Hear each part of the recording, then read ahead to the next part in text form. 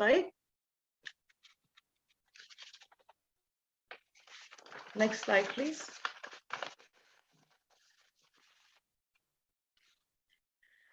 Just wanted to mention also about that, how good it is to be in nature, because most of us are working from home, we're indoors, we're doing our daily activities and working long hours actually.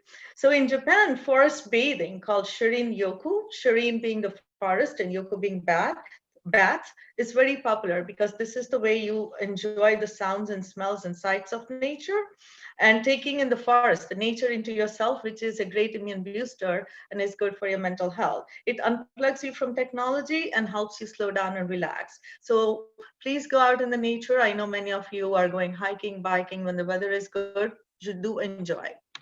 Next slide.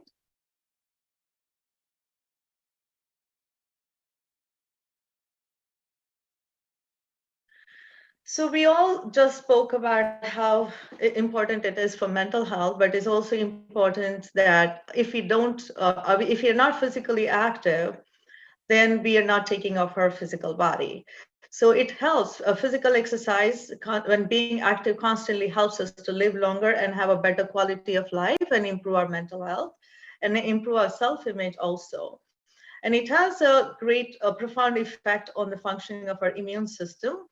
Actually, studies that was recently done on some patients with rheumatoid arthritis, the joints are tight, they made them walk on high intensity a walking exercise protocol, and they found that the symptoms are decreased and the incidence of infections and the cardiovascular fitness was much better. So this was, we already know, and this is just an example to show you that exercise helps decrease infection and also the inflammatory potential. And that's why we picked the rheumatoid arthritis, that it has effect on inflammation. Daily movement also decreases the risk of many health conditions and protects our health. So it also decreases symptoms in patients and people who have some disease already, like diabetes, hypertension, or depression, or anxiety. We know that exercise and physical activity increases our good hormones or the endorphins and keeps us happy and positive. Though walking is the most ancient exercise, it's still the best modern exercise. Next slide, please. So the CDC guidelines, or the requirement, is at least 150 minutes per week of heart pumping or cardiovascular and physical activity, 2 to 3 times a week of strength training, and 2 to 3 times of flexibility training is important to incorporate into our lifestyle. Next slide. So talking about diet and nutrition, next slide, please. So we are what we eat, and we have heard this time and again. And we may be shocked to learn that how much of an impact the foods you eat can have on health and happiness. And even a small amount of healthy food can change our gene expression and have a profound effect on our physiological effects. So very important to eat very healthy. Next slide, please. So as a matter of fact, this is the time, and as I said earlier, people are having garden to table and try to eat organic. The overall recommendation to eat healthy or to boost immune function is to eat plant-based foods that are high in phytonutrients like water and lipid-soluble vitamins, antioxidants, foods with high dietary fiber, and that can help actually downregulate an overactive immune system. So therefore, eating real whole unprocessed diet is important, because processed foods can definitely suppress immunity and worsen our viral infections, definitely limit or stop alcohol, that as it suppresses immunity and also depletes nutrients. Next slide, please.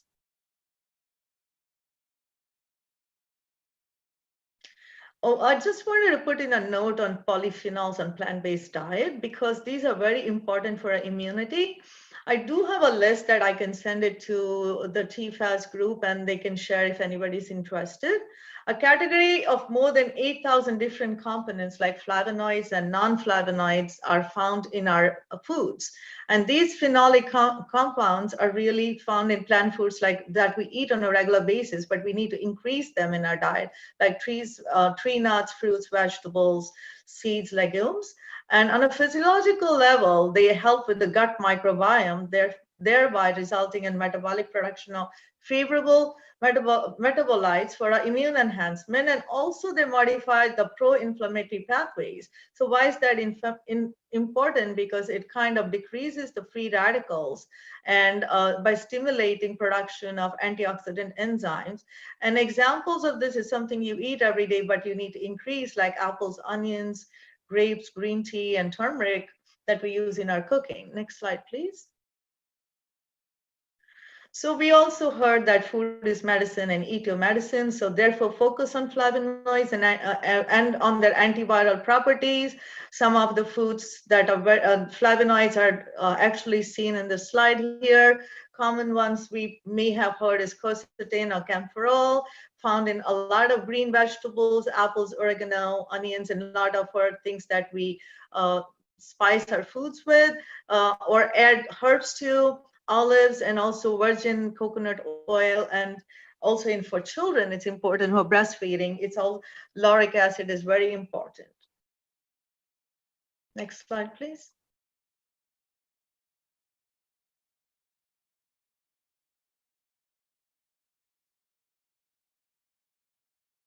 Also load up on immune boosting herbs and spices like ginger, garlic, rosemary, and as antioxidant nutrients like vitamin E, C, beta carotene are also very important to boost immune function, and they have a protective role in an event of infection. Next slide.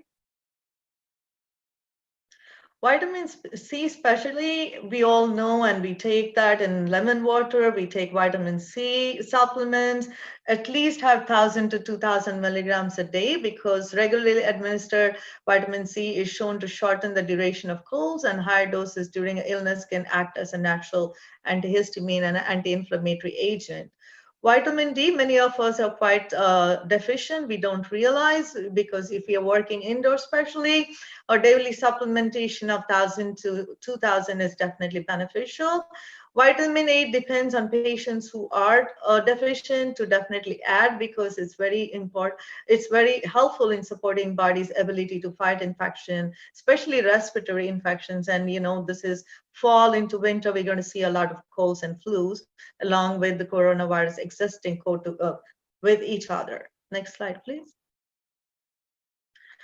Supplements, I know many of you are already taking zinc, because we have understood that it has a significant role in boosting immunity. And it also decreases the severity of the common cold when taken within 24 hours. So 220 milligrams is definitely beneficial. Selenium is another supplement that is important. If you have a good multivitamin, you have enough of it, but adding it naturally with Brazil nuts is good. Honey, we may think, but having a drink with a little honey would help, because it's a good demulcifant and has some antimicrobial properties, helps with sore throats and coughs.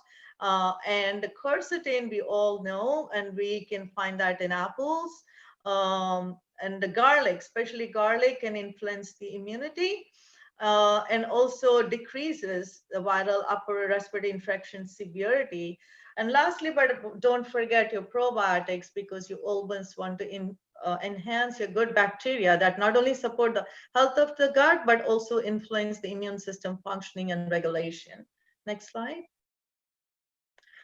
Other herbal therapies to consider, and I know like a lot of you have small children, have been using elderberry syrup that's over the counter, turmeric water or turmeric with milk when you get sick, but there are also some mushroom extracts that are really healthy, like shiitake and reishi. You actually can find shiitake mushroom noodles that you can use. And also some people who are really into the functional medicine aspect or into healthy lifestyle have used colostrum to boost their immunity. Next slide. Don't forget the protein, because like you said, like we all know, carbohydrates, fats, and proteins are important to balance and have a healthy diet. So protein is critical for immune function, and protein malnutrition is a big risk factor for death. So coming to plant-based proteins, legumes, nuts, and seeds are adequate if consumed in enough quantities, like tofu and tempeh could be considered. And amino acids are very important, but usually, amino acids are very important as taurine, carnosine, but some of them are really not found in plant proteins, and I do encourage a lot of my patients to take it as a supplement. Next slide. So definitely wanted to talk to you, and there's a huge talk going on for many years about your microbiome. So since the gastrointestinal tract harbors a majority of your immune system, it is essential to keep it nourished with the necessary nutrients for a healthy gut microbiome. So you need to, general guideline is per week, at least have 50 different kinds of plant-based foods in your diet. Eat prebiotic foods, like people forget, because you need to feed the microbiome. There is some artichokes, which I've seen in the stores. I've used it myself, like bananas, apples, and also eat probiotic foods, like, cow-fed or sheep-fed yogurt, kefir, which is available. Our own yogurt with a good probiotic, used in it can also be made at home. Tempeh, miso, or kimchi are very good sources. So because they are all important in healing of and regulating the inflammation, as most of us have an inflammatory microbiome that's connected to obesity and nearly all chronic disease. Next slide.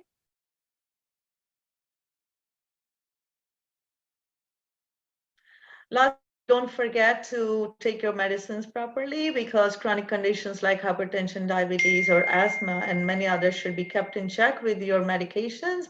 Be in touch with your primary care or other physicians you're in contact with, and also consider telemedicine if you're afraid to go out into the doctor's offices, because there's still some fear of COVID-19. The previous slide. I just threw in this slide because right now we're seeing a lot of common colds, and soon we're going to be hit by flu. So people are going to be confused. Do you have COVID-19 or a cold or a flu? So remember, when you have a cold, you will have some sneezing, but no fever. You're going to not have all the symptoms that a COVID-19 or a virus would produce or a flu would produce. So you may have some body ache, some sneezing, runny nose, but not like the fever, the sore throat, lack of taste and smell, or diarrhea. Go ahead, next slide. So please follow your golden rules to stay fit and healthy. Next slide. So therefore, eat healthy and exercise, hydrate. Hydration is very important. Sleep properly and have good quality sleep, and love yourself to have a healthy body. And thank you. Next slide. And I'll be open for questions.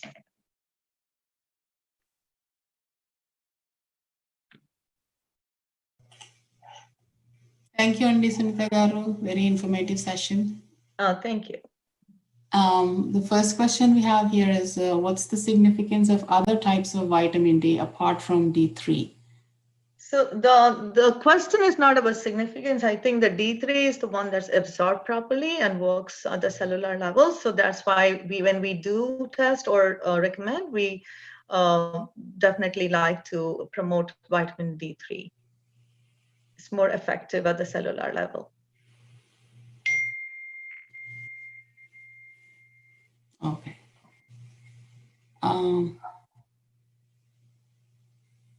Just waiting for the questions. So question from Bindu elementally is, since we are approaching the winter, how can we tell the difference between the flu and COVID? If you go back to the slide, I think it's quite self-explanatory. We can look at it again. I think you need to enlarge. It's coming very, I can't really even look at it. So can you make it bigger?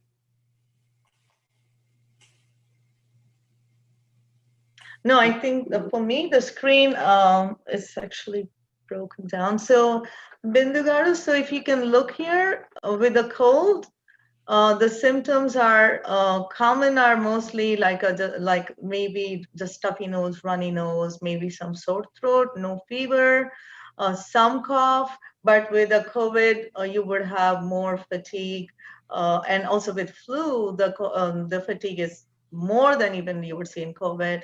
Fever could be common in both COVID-19 and the flu.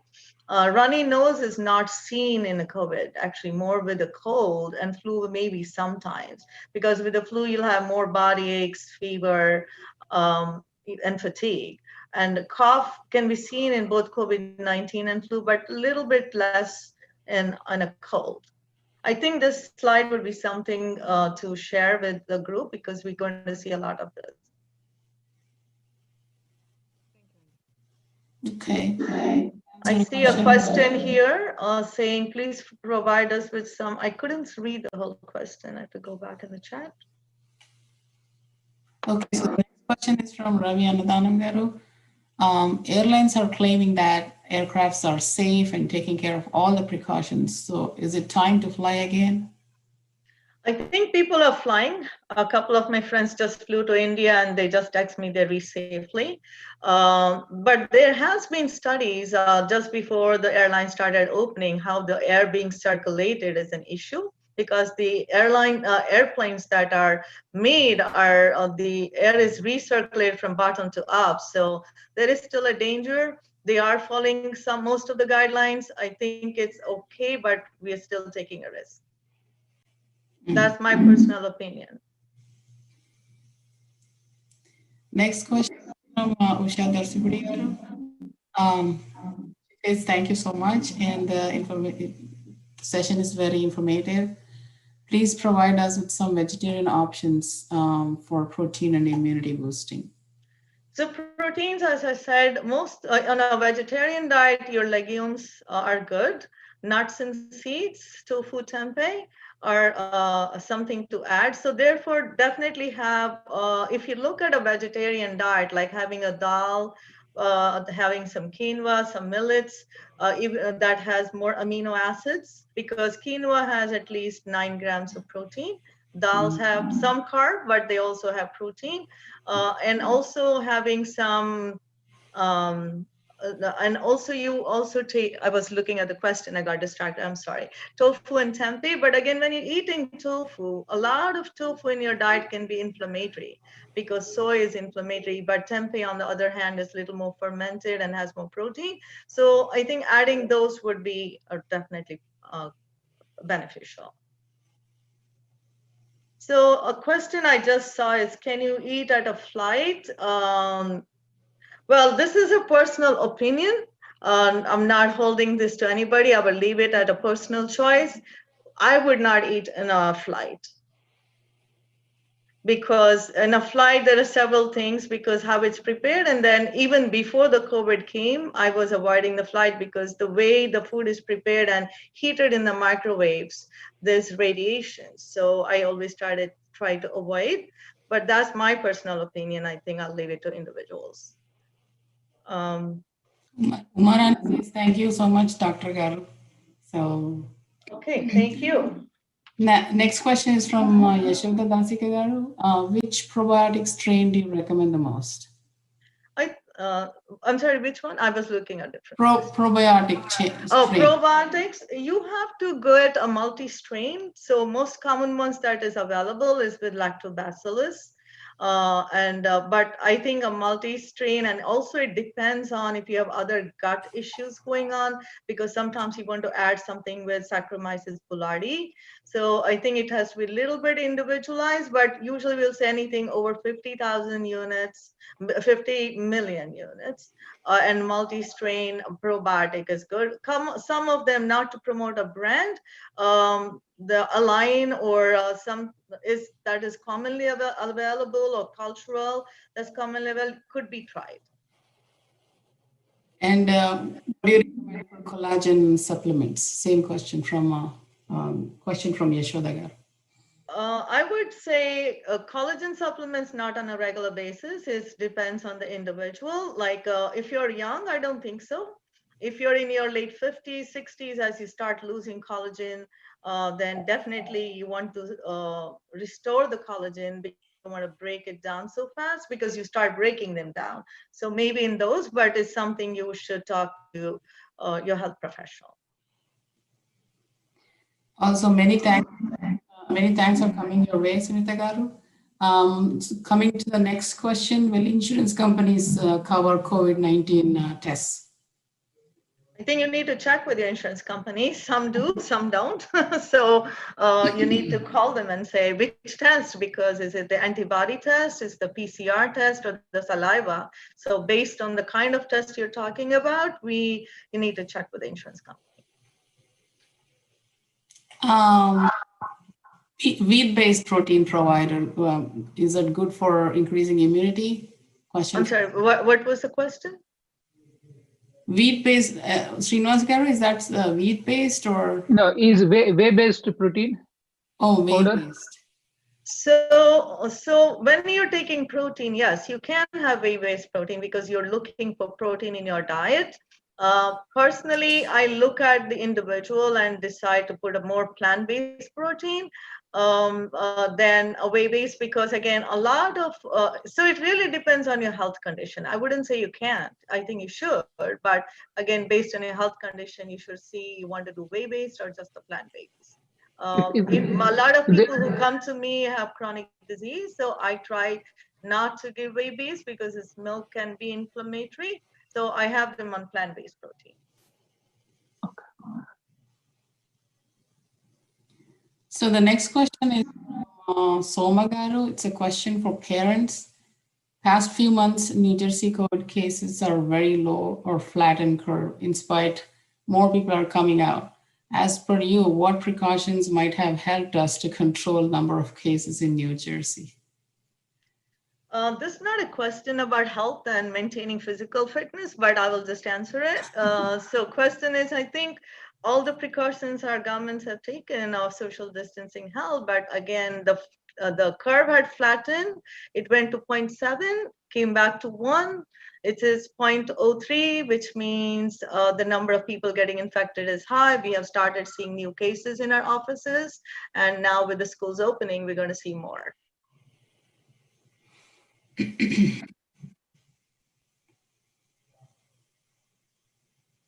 Okay. Those are the questions pretty much we received so far.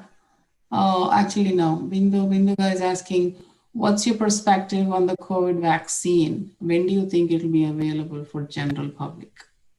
So right now, there are at least many companies working nationally and internationally, and some of the national ones are Moderna, Pfizer, Sanofi. And if you all are some of you are working for these companies, you know that already. Moderna has already gone on the 3rd phase trial. At least 30 to 40,000 patients have been tested on the vaccine already. As far as I know, the production even with Sanofi has been in the rate of 1 million or billion already, 1 million or more, I think. So they're looking as early as December, but we don't know. Like at least not all companies, but some. So will it be available for all? Probably not. But I think there will be specific people who will get it first, and it also depends on what kind of vaccine is it, because some of them are using the RNA itself, some are using other vaccine where they're being produced. So let's see, hopefully by December, because I know people who have already got the vaccine from Moderna, and there are clinical trials open now for vaccine from Pfizer also.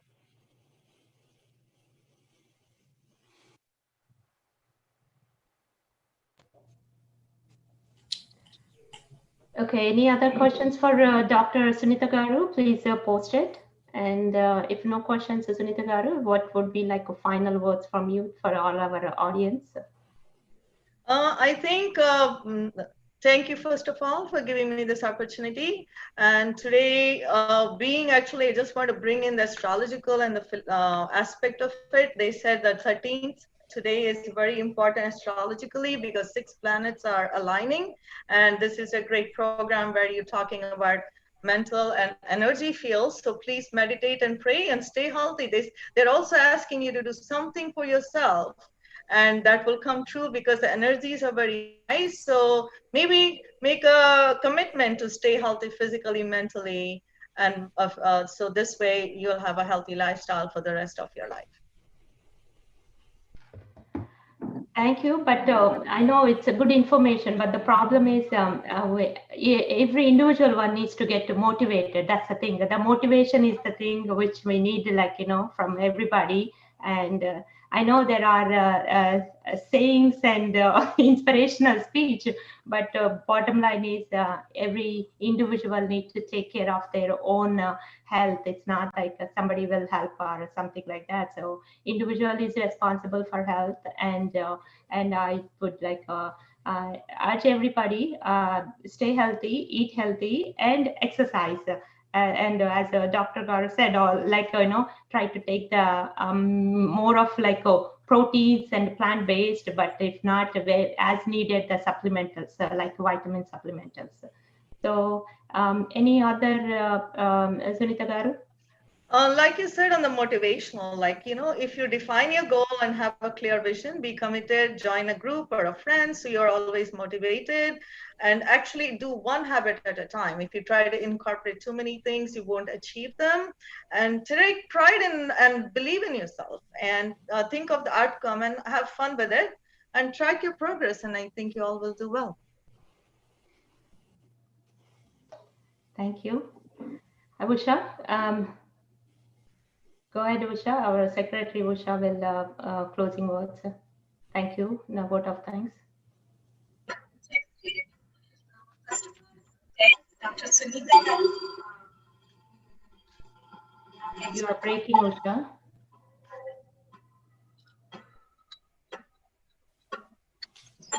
Are you able to hear me?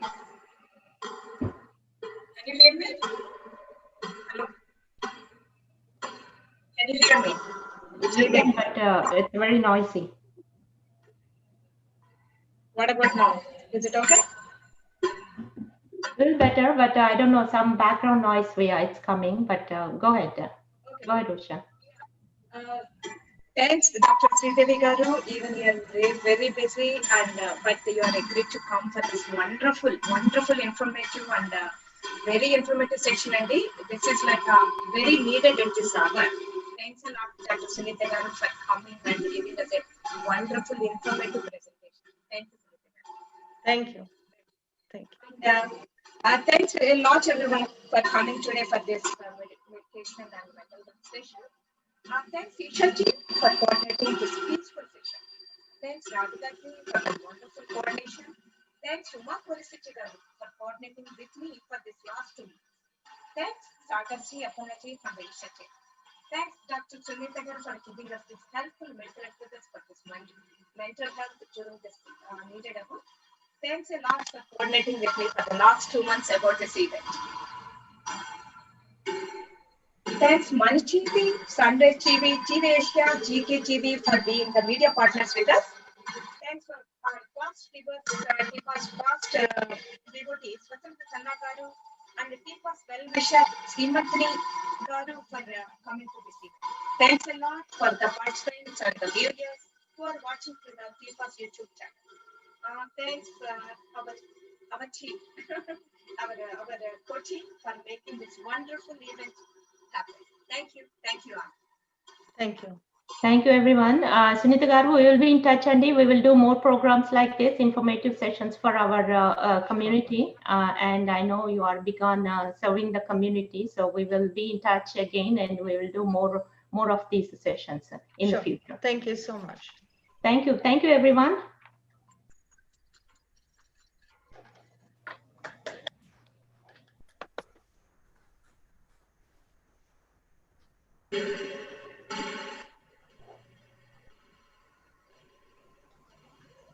Can our team stay a little bit? Is Usha left? Oh, Usha. Okay, 1 second. Yeah, one picture I want to take one picture.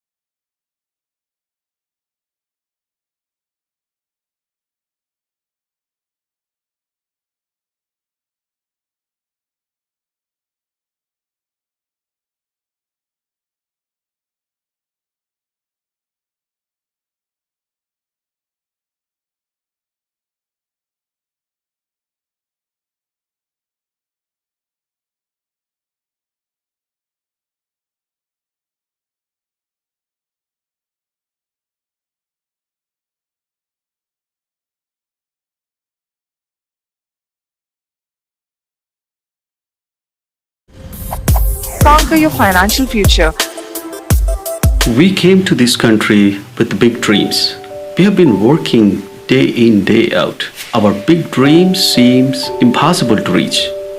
Let's not give up hope. Let's work together to create your financial freedom roadmap. We care about you. We care about your future. For more details, log on to www.sunshinewealthllc.com or call 848-391-9338.